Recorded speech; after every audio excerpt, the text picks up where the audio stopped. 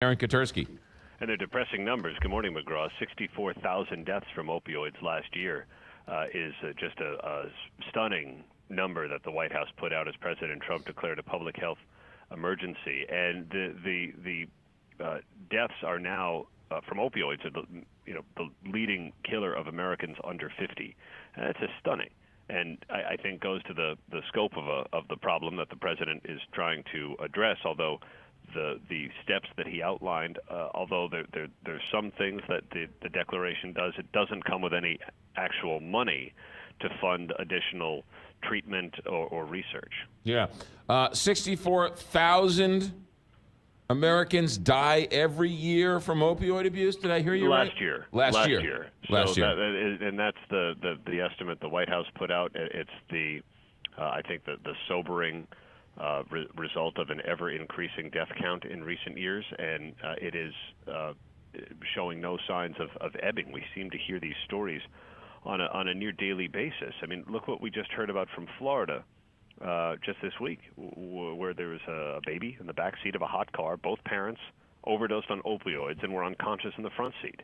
And those human tragedies are playing out seemingly every day. Also, did you hear Eric Bolling's son, the Fox News anchor? He just announced that his son died, 19 years old, of a heroin overdose on the campus of Colorado.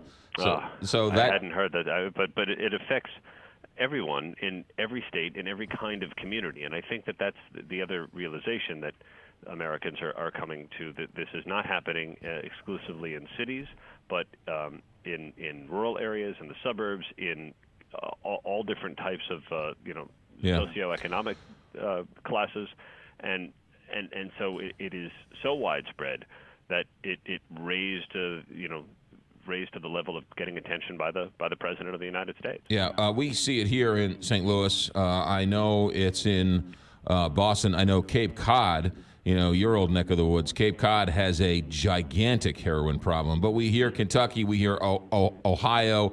But Aaron, the numbers, do we have any idea how many overdoses have been saved by the Narcan? It seems like that number, right? People are being saved 3, 4, 5 times in a week, but there's no real number as to how many are actually saved. Not that I've seen that I would consider reliable, because it's all tracked differently by different states, and in some cases by different jurisdictions. Health departments track things one way, police may track another way. The Narcan is something that is going to be made more widely available, and it's been made more widely available to police officers, but right. I think they'd still like to get it in more hands. Right. Last question for you. CBS 60 Minutes had that unbelievable story about the DEA and the rule that was passed, and Donald Trump said he was looking into it. Did he mention that at all yesterday in that news conference? I don't recall that he did he? I can't recall that he did, but the president does seem to be wanting to focus on a just say no style advertising campaign.